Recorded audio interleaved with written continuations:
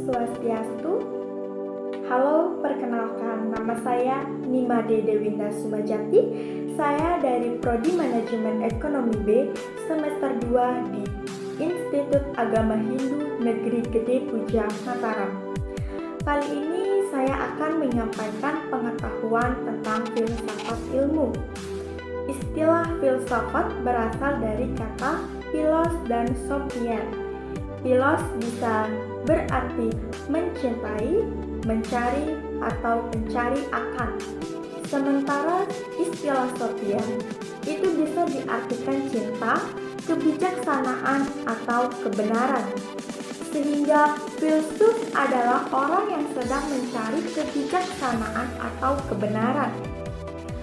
Jadi, jika ada orang yang mengaku filsuf dan dia mengklaim sudah menemukan kebenaran atau kebijaksanaan itu, sebetulnya justru belum menjadi seorang filsuf.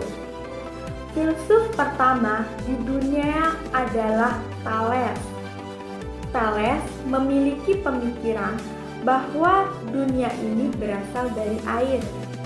Thales juga memiliki murid bernama Anaximenes yang menyatakan bahwa kehidupan ini berasal dari air.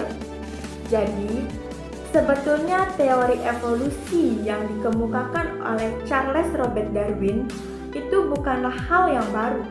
Anaximenes sudah mengemukakan itu, tetapi karena tidak didukung oleh riset dan data yang valid serta empiris, maka masih sangat lemah. Filsafat berikutnya adalah Heraklitus.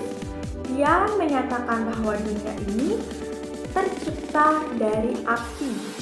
Nah, filsuf yang ketiga adalah Parmenides yang menyatakan bahwa dunia ini tercipta oleh satuan terkecil. Tetapi dia tidak mengatakan secara pasti apa itu satuan terkecil. Contohnya misal sebuah tembok, ketika sebuah tembok ini kita perdalami, di situ ada semen, dan di dalam semen ada butiran-butiran semen. Di situ juga ada pasir, dan di dalam pasir itu ada butiran-butiran pasir. Jadi mungkin yang dimaksud oleh Parmenides seperti ini, sebuah partikel kecil. Nah, filsafat keempat adalah Demokritus. Pemikiran Demokritus mirip dengan Parmenides. Hanya saja dia memunculkan istilah atom, bahwa dunia ini tercipta oleh yang namanya atom. A itu tidak, atom itu terbagi. Jadi, atom itu adalah satuan yang tidak terbagi. Jadi, sebetulnya istilah atom itu sudah muncul di era filsuf Demokritus. Nah, keempat filsuf ini adalah filsuf pertama kalinya yang hadir di dunia. Tetapi yang menarik adalah mengapa Thales menyatakan dunia ini diciptakan oleh air. Itu sebetulnya karena ia tinggal di pinggir pantai. Setiap hari ia melihat air sehingga ia menyimpulkan bahwa dunia ini berasal dari air. Begitu pula dengan Heraklitus yang menyatakan dunia ini berasal dari api, karena ia hidup di kaki gunung berapi yang sering melihat percikan-percikan api. Jadi, bisa kita lihat sebetulnya ilmu pengetahuan modern awalnya dibangun oleh argumen-argumen seperti ini yang sebetulnya secara rasio, secara empiris tidak bisa dibuktikan kebenarannya dan hanya baru pada tataran opini saja atau argumen. Nah, para filsuf pertama di dunia ini juga sering disebut filsuf alam. Kenapa? Karena pemikiran mereka berupa yang menafsirkan tentang alam juga berupaya membuat pemikiran mengenai bagaimana alam atau semesta ini tercipta. Nah, pertanyaan yang sering muncul adalah apakah dengan mempelajari filsuf itu akan menjauhkan kita dari agama dan Tuhan? Argumen seperti ini sebetulnya tidak bisa kita benarkan, karena filsafat sebenarnya mood of thinking atau cara berpikir. Jadi tergantung bagaimana Anda ingin menggunakan filsafat. Anda bisa menggunakan filsafat untuk menyerang agama, tetapi Anda juga bisa menggunakan filsafat untuk memperkuat doktrin agama. Sebagai misal, di era filsafat skolastik muncul filsuf-filsuf seperti Santo Agustinus dan Santo Thomas Aquinas. Agustinus berupaya membuktikan kebenaran surga dan neraka yang meminjam pemikiran Plato mengenai konsep forma.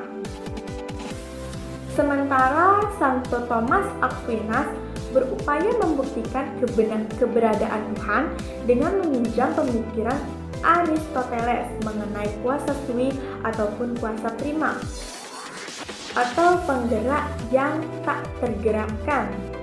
Inilah mengapa Bertrand Russell mengatakan bahwa sesungguhnya filsafat adalah lahan kosong untuk diperebutkan oleh ilmu pengetahuan maupun agama.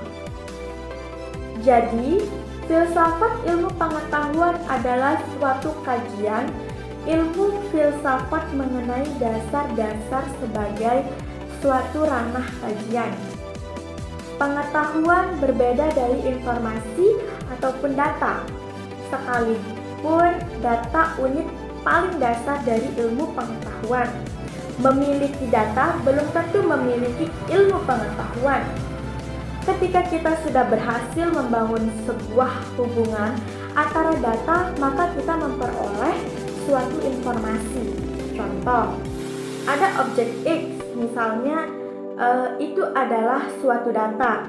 Objek bernama X ini berelasi dengan objek lain bernama Y yang berada di lokasi Z.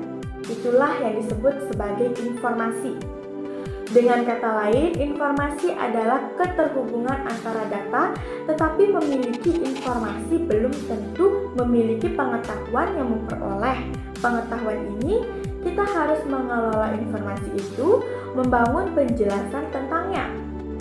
Informasi yang menjadi dasar dari informasi yang mana. Jadi ada suatu hierarki antara data, informasi, lalu ilmu pengetahuan. Tahu tentang X belum berarti memiliki sains tentang X. Kalau kajian filosofis tentang ilmu pengetahuan itu disebut tentang epistemologi, maka kajian filosofis tentang ilmu pengetahuan disebut filsafat ilmu pengetahuan. Sains dari ilmu pengetahuan merupakan produk dari sejarah yang tidak terlalu lama. Sains muncul pertama kalinya pada akhir masa Renaissance, yakni ketika pengaruh filsafat dogmatik abad pertengahan sudah mulai meluntur, dan usaha untuk mencari tahu kenyataan di sekitar kita berdasarkan observasi empiris yang sedang naik daun. Berbeda dari pengetahuan yang dikonsolidasikan dari zaman klasik Yunani dengan abad pertengahan. Ilmu pengetahuan yang muncul pada era akhir abad Renaissance dan awal masa modern dan memiliki ciri yang unik. Sebagai istilah, tentu saja sains atau sainsia sudah dikenal jauh sebelum masa Renaissance. Pada masa Yunani kuno, abad pertengahan, bentuk-bentuk yang menyerupai sains biasanya dipraktekkan dalam bentuk yang spekulatif. Spekulatif di sini dalam arti bahwa penalaran kita atas alam dilaksanakan secara rasional, teoritis, dan tidak mendasarkan diri dari apa fakta-fakta yang disediakan oleh observasi atau penserapan indrawi kita. Argumen lebih diutamakan dari data empiris karena hal ini didasari oleh suatu pandangan atau asumsi metafisis, yakni di balik segala macam yang berubah-ubah dan selalu bergerak dari alam semesta ada sesuatu yang tetap. Jadi pengetahuan yang dihargai pada masa Yunani kuno dan masa abad pertengahan adalah pengetahuan yang sifatnya teoritis. Hal ini berubah sekitar abad ke-16 akhir, yakni ketika para ilmuwan alam saat itu mulai menggali data-data dari pengalaman indrawi. Data-data empiris melalui percobaan. Eksperimen percobaan yang dilakukan Galileo Galilei misalnya, ia melakukan sebuah percobaan eksperimen. Ia naik ke atas menara Pisa dan menjatuhkan dua objek yang masanya berbeda. Yang satunya lebih berat daripada yang lain. Hasilnya mencengangkan semua orang yang ada di situ. Dua buah benda yang masanya berbeda itu ternyata jatuh dengan waktu yang sama.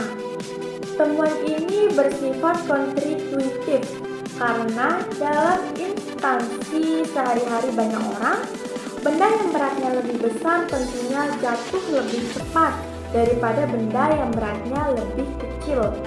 Eksperimen Galileo ini membuktikan intuisi orang banyak itu salah. Di sini kita melihat ketangkasan dari sains.